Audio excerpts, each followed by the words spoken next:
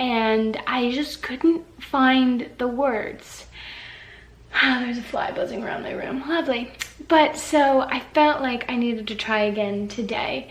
And so this is attempt number 2 to make this video, and I feel a bit better about it today. We're going to be talking about how to love and accept yourself. It's a question I get asked all the time, and truthfully it's not something that I even was able to do until this year. It's taken me a really, really, really long time. So that's the first thing I wanted to say to you guys, is that loving and accepting yourself is a practice. It is a practice. It's not just gonna happen. You're not just gonna wake up one day and love and accept yourself. It is something that you have to set aside. You have to set aside time to do. You have to carve out the time in your day to practice accepting and loving yourself. I suggest either first thing in the morning, right when you wake up, or right like kind of closer to when you're going to bed, when everything's winding down and getting quiet. Those I think are the best times to practice it. But it's also a practice that you do throughout the day. Of course, like when you're recognizing the things that you're saying to yourself on a daily basis, the way we talk to ourselves, like it's something that we have to continually do throughout the day. But I think setting aside that time to actually sit and be with yourself is so important. So that's the first thing I wanted to touch on, is that like make the time, make yourself a priority to do it. Like whether it's 5 minutes, 10 minutes, 30 minutes, an hour, however long you need, but like make that time for yourself. The second thing I wanted to talk about was awareness. And what I mean by that is, I don't think a lot of us, I've talked about this a lot on my channel, but we can't change anything until we're aware of the problem, right? For so many of us, we live in denial for so long. And it's not even denial, it's just like, you know, we've spent a lifetime behaving one way. We spent a lifetime, you know, talking to ourselves in a specific way, learning patterns, learning behaviors. You know, we watch the way our parents behave with themselves. We watch the way our friends talk to themselves. We watch the way, you know, people on television or on social media or on YouTube talk to themselves and behave with themselves. And, you know, we tend to mimic that same thing. It affects us. And so this is a lifetime of being with yourself one way. You become it becomes very subconscious. You're very unaware to it. So it's a huge thing for us to actually like take 24 hours and really try and pay attention to the way that you talk to yourself. Maybe carry a notebook around with you and write down every negative thought that you have. It might be very overwhelming. I say this all the time. For me, awareness is one of the hardest stages for me to get through, because I always just get so overwhelmed by how loud the voice is, or how big the problem is, and a part of me gets like, oh my goddess, how am I ever gonna fix this? But like, don't worry about the process of fixing it. Is like, it's not gonna happen in a day, so you don't have to worry about like, you know, solving it all immediately. But I do think it's really important for us to get really aware and honest with ourselves about just how negatively we talk to ourselves and the specific thoughts. What is it that we're saying to ourselves in a day? What are the beliefs that we're carrying with us on a daily basis? For me, my biggest ones were that I had some really big beliefs that I'm still working on, about that how I'm a failure and how nobody sees me. That is a really big one for me. It's like I just carried around this all the time, that I am invisible, nobody sees me, I don't deserve to be seen, I'm not worthy, I don't deserve love. Like all these really big ones that I didn't know were so prominent in my day-to-day life. I used them as evidence to support every negative thing that happened to me. You know, if I tripped and fell on the sidewalk, I'd be like, yeah, well, that makes sense because I'm a failure. You know, like I used them as evidence against myself, and I didn't even realize that I was doing that. Becoming really aware of like, what are the things that we're saying to ourselves, and how are we a safe space to be? Like I think so many of us don't take the time to make ourselves a sanctuary. You know, the rest of the world is gonna, the world is gonna throw hard shit at you. The outside world can be hard sometimes, and we need a safe space to come back to. And a lot of us don't take that time to create that safe space within ourselves. And that's been something that's really big for me, is making that safe haven within myself so that I can always rely on me. I can always validate myself. The third thing, I think, is acceptance. And I think we have to walk through the doors of acceptance before we can step into love. And a lot of this really started to shift for me when I stopped looking at my body and my soul as fractioned pieces. I think a lot of us have developed this mindset of like, you know, we might be okay with certain things on our body, but we, you know, there's a lot of other things that we'd like to fix. You know, we have these little things like, I guess my face is okay, but my hair is always frizzy and it's stupid.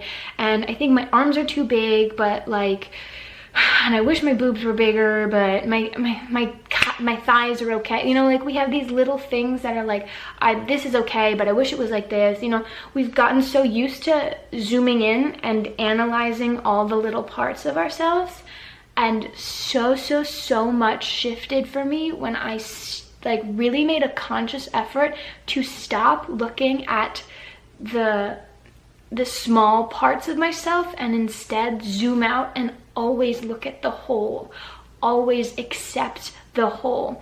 The second I noticed myself being like, oh, I hate my stomach, I wish it was like this, I'd go and I stand in front of a mirror, or I'd sit with myself if I didn't have a mirror, if I was out in public. I'd sit with myself and envision seeing my entire body and including my soul in the picture. Like I'd see my whole body, I'd see my soul and how kind I am and how generous I am, and how, you know, I'd start to look at what it is that I love about myself and accept all of me. Because I am not the sum of my parts. I am the whole of my being. And the more I could look at myself that way, I found more and more things to love. And it was like, I love those little things about me. Those little things about me before that were like, oh God, why can't it be this way? Now they've become a part of who I am. And it's like, I can accept that because it is a part of me. And I love me. And I wouldn't want to change me. But all of this is like, it didn't happen in a day. It takes time and it took practice. And I had to continuously do this over and over again. The negative thoughts would come up. I'd hear them. I'd acknowledge them. I see you. I'd go and I'd sit with myself and I'd be like, I really dislike my thighs right now and I think my stomach is ugly. Daphne, you are a woman. You are a magnificent woman, and your big thighs carry your power, and your stomach that you think is too big is able to produce life. You are a magnificent being. Every aspect of you comes together to make the magnificent whole that is you. You are limitless. Yes, you are big. You expand past the edges of this universe, Daphne. All that you are is divine. I'm getting really empowered on you guys, but I really just want you to get this message that it was so important for me to stop picking at the small pieces of myself and instead embrace them as the whole of my being. And that a lot of that came with really learning more about the divine feminine and about, you know, feminine energy and about the power that comes from being a woman. Because for me, I felt like being a woman was such a burden, and I felt like my womanhood was like a sin in some ways. And I really did not embrace. I felt like I needed, in order to be a woman, I had to be a specific way. I had to have a slim waist and, you know, perky boobs and a nice butt and, you know, thighs that don't touch. And for me, when I really started reading about the culture and the history of being a woman and what it meant to be a woman and all the different ways to be a woman. It gave me so much of my power back because I didn't feel like I had to fit in this one small tiny box in order to be considered a desirable woman or a beautiful woman. It was like, no, fuck that. Everything about me is powerful and divine and goddess energy to the max. And so like so much of that helped me embrace my body exactly as it is.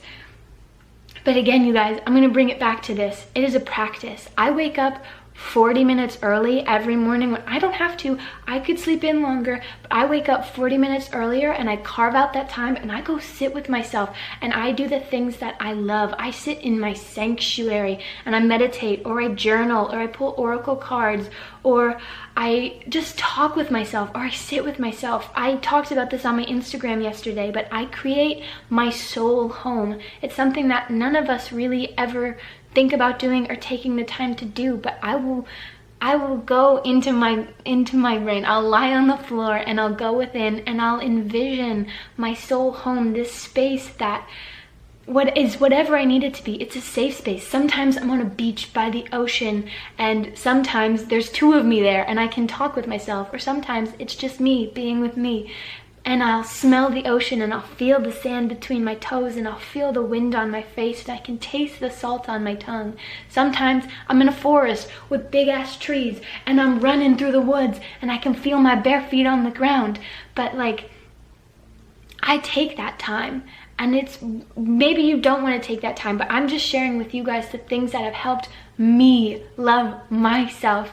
And a lot of it came when I took the time to spend with myself. I think a lot of us are so afraid of being with ourselves. We're afraid of the emotions that will come up when we do it. We're afraid of the loud voices in our head that'll scream at us if we ever even come close to being with ourselves. So much of us fill up our day with so much time so that we're always doing things, so that we never have a minute to sit and be with ourselves, because we're so afraid of the things that we will discover if we take that time. And I am here to tell you that is where the magic happens. You have to make that time. You have to sit with yourself, and you have to be okay with letting whatever comes up come up, because otherwise you're never going to be okay with yourself.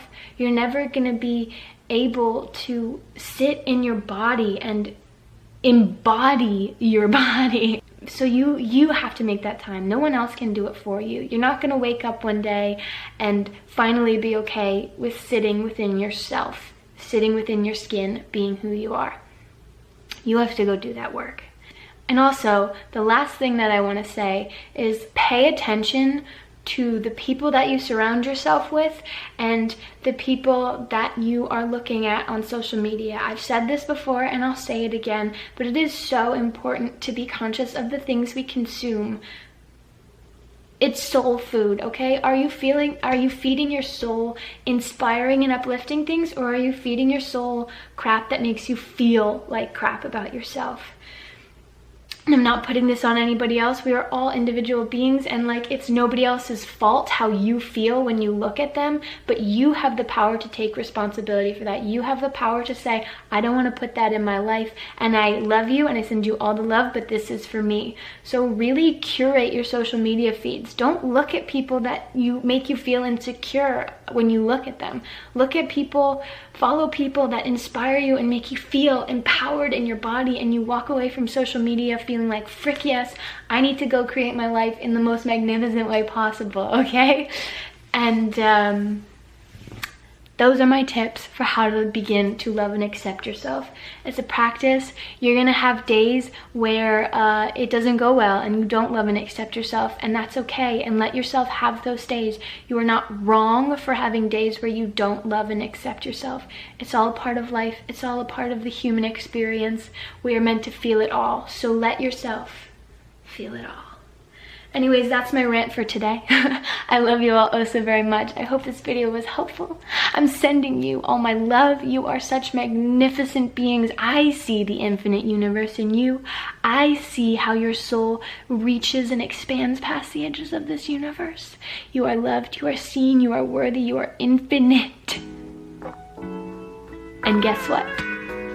I will see you all next time.